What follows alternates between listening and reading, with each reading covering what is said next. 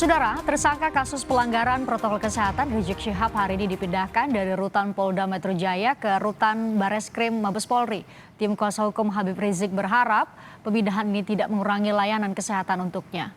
Kuasa hukum menyebut kesehatan Rizik saat ini belum membaik. Selain memiliki masalah kesehatan pernafasan, Rizik juga mengalami gangguan pencernaan. Kuasa hukum juga menyatakan berkas kasus pelanggaran protokol kesehatan di Petamburan dan Megamendung sudah dilimpahkan ke kejaksaan. Kondisinya masih kurang baik gitu kan, masih kadang suka sesak infonya, kemudian juga ada permasalahan di lambung dan pencernaan sakit beliau lah. Jadi kalau berkas kan memang udah sprindiknya sudah dikirim juga ke kejaksaan. Akan tetapi kalau pelimpahannya terkait sudah P21 atau belum, saya belum dapat info. Tapi memang kabarnya hari ini pihak kepolisian akan melimpahkan ke kejaksaan. Akan tetapi diterima atau belum, nanti kan kita masih lihat. Hari ini, Saudara, Komnas HAM menyerahkan laporan hasil penyelidikan tewasnya 6 anggota FPI ke Presiden. Menko Polhukam Mahfud MD menyatakan Presiden meminta rekomendasi Komnas HAM ditindaklanjuti. Mahfud menyebut ada komando untuk menabrak mobil polisi. Sebelumnya, laporan Komnas HAM menyebutkan ada saling serang anggota FPI dengan polisi yang berakibat 2 anggota FPI tewas. Komnas HAM menyatakan tidak ada pelanggaran HAM berat dalam kasus ini. Bahwa ada kelompok sipil yang membawa senjata api, senjata rakitan dan senjata tajam yang jelas-jelas dilarang oleh undang-undang. Itu sudah ada gambarnya semua di sini. Ada di titik berapa, bahkan kalau laporan Komnas HAM tadi, seumpama aparat itu tidak dipancing, tidak akan terjadi itu karena Habib Riziknya udah jauh, tapi ada komando tunggu aja di situ, bawa putar-putar aja, pepet, tabrak dan sebagainya ada di sini. Komando dengan suara rekamannya di situ. Nanti kita ungkap gitu ya di pengadilan dan kita tidak akan menutup-nutupi dan saya akan meneruskan ini ke kepolisian. Sinyalemen di luar banyak beredar bahwa ini dikatakan atau diasumsikan sebagai pelanggaran HAM yang berat. Kami tidak menemukan indikasi ke arah itu, karena untuk disebut sebagai pelanggaran HAM yang berat tentu ada indikator, ada kriteria, misalnya ada satu desain operasi, ada satu perintah yang terstruktur, terkomando dan lain-lain, termasuk juga indikator repetisi, perulangan kejadian dan lain-lain. Saat ini kita bersama dengan Ketua Tim Advokasi tewasnya 6 anggota FPI, Haryadi Nasution, dan Advokat Senior Henry Yosodiningrat. Selamat sore Pak Haryadi, Pak Henry. Selamat sore. Assalamualaikum warahmatullahi wabarakatuh. Waalaikumsalam warahmatullahi wabarakatuh. Saya ke Pak Haryadi dulu. Pak Haryadi, ini bukan pelanggaran HAM berat. Iya, pelanggaran HAM hanya untuk 2 orang, 4 lainnya bukan, tidak termasuk. Tanggapan Anda? Jadi terima kasih sebelumnya. Kita mengapresiasi untuk Komnas HAM begitu hari pertama sudah turun ya untuk menelusuri, untuk menginvestigasi kasus ini.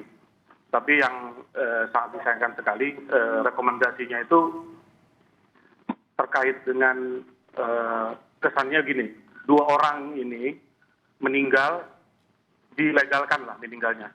Jadi wajar dia meninggal karena kondisi melawan atau terjadi tembak menembak seperti itu. Dan yang 4 itu rekomendasi dari Komnas HAM itu kan memang jelas ada indikasi di situ pelanggaran HAM katanya.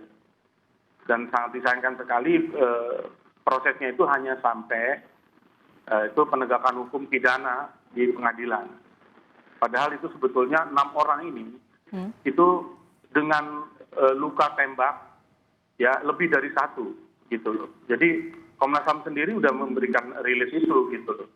Jadi kalau emang ada tembak menembak seperti itu, yang ketahuan dari Komnas HAM itu kan ada 2 yang meninggal di mobil, yang 4 lagi ada indikasi di situ kekerasan dari polisi, disuruh jongkok, tiarap dan sebagainya, dan kondisinya masih hidup.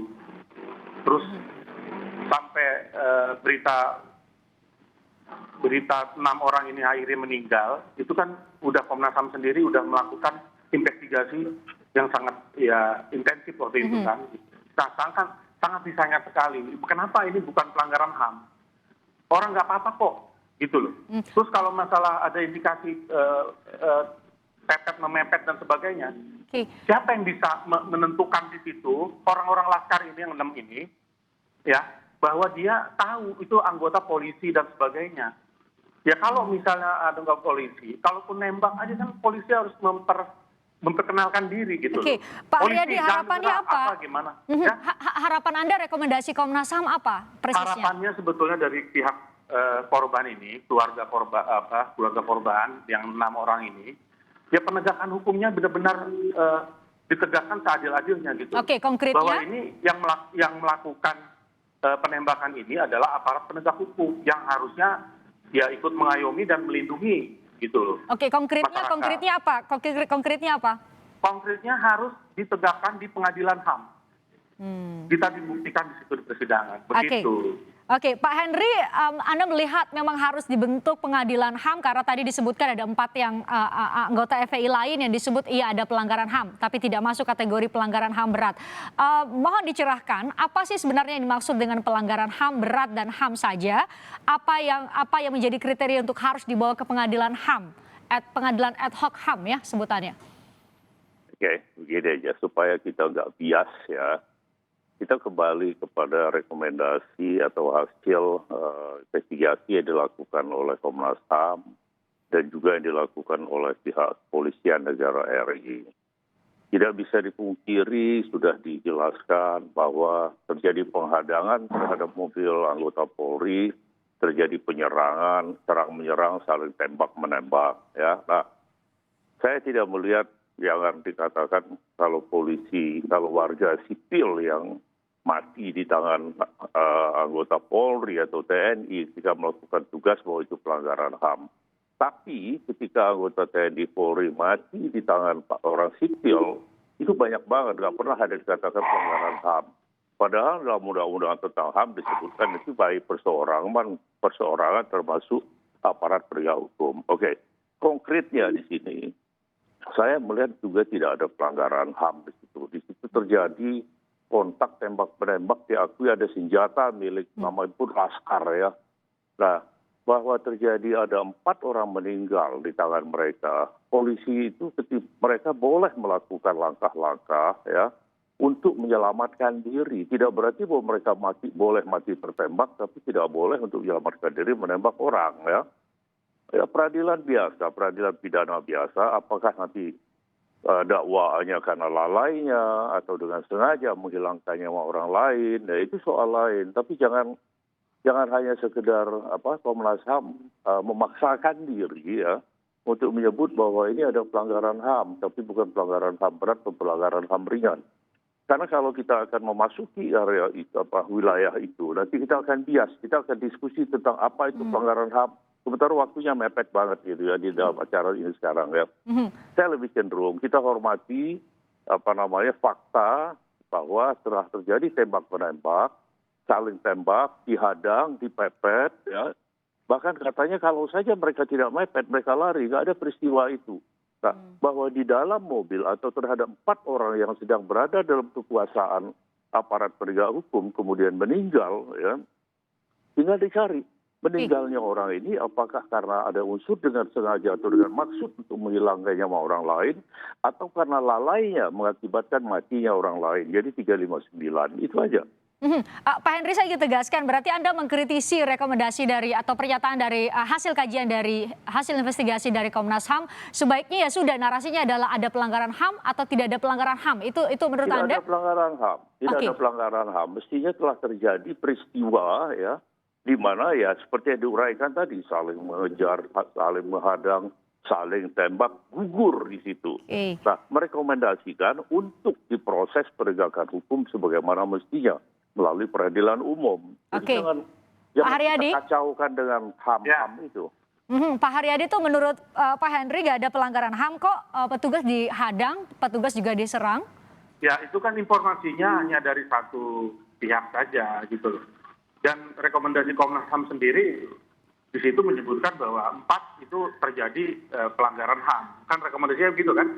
Kalau dari rekomendasi Komnas HAM, tapi untuk di jalur hukum pidana gitu loh, bukan pelanggaran hukum hak asasi manusia kan gitu. Itu yang sangat kita sayangkan gitu. Tapi paling oke lah, tapi gini, paling enggak rekomendasi itu bisa dijalankan, ya kan, sebagaimana mestinya dengan 4 orang yang meninggal, sisanya yang 2 tadi, walaupun 6 orang sebetulnya meninggal, kan 4 orang itu meninggal juga dan diduga ada pelanggaran HAM di situ. Coba kita tegakkan hukum setegak-tegaknya gitu loh. Begini. Kalau terjadi peristiwa tembak-menembak, saling serang-menyerang dengan masing-masing menggunakan senjata, itu tidak ubahnya terjadi perang. Ya, cuma yang satu bukan di medan perang, yang satu terjadi di kilometer sekian. Terjadi karena anggota Polri dihadang. Ya, kemudian ada tembak-menembak. Jadi kalau di perang nggak ada pelanggaran HAM. Ketika saling tembak-menembak, baku tembak, masing-masing punya senjata. Ya gini Pak Hendri. Jadi kan itu kan keterangannya hanya dari kepolisian, Pak. Jadi kita harus di sini harus 2 sisi gitu loh. Dari sisi dari dua-duanya, baik polisi maupun Komnas HAM confirm kok peristiwanya itu sama. Enggak, cuma bedanya sekarang yang menjadi keberatan saya. Kan keterangannya kan jelas dari pihak FPI tidak ada yang bawa senjata gitu loh, tidak bawa apalagi senjata api gitu loh. Ada senjata kok. Semula Munarman mengatakan bahwa Laskar itu tidak bersenjatai, nyatanya ada senjata. Apakah mempersenjatai diri sendiri itu soal lain. Dan itu sedang dilakukan. Pembuktian pembawa senjata itu juga harus dibuktikan secara hukum juga melalui mekanisme peradilan. Punya senjata api, punya senjata tajam, semua tahu. Nggak bisa benar-benar pungkiri itu. Kapan itu informasi itu? Sekarang gini, itu senjata. Informasi itu saya tidak diakui oleh ketahui dari tahun 1998. Pak Haryadi. Awal berdirinya FPI. Pak Haryadi, ini salah satu rekomendasi Komnas HAM juga adalah pengusutan dugaan kepemilikan senjata oleh FPI kok. Nah itu nggak apa-apa.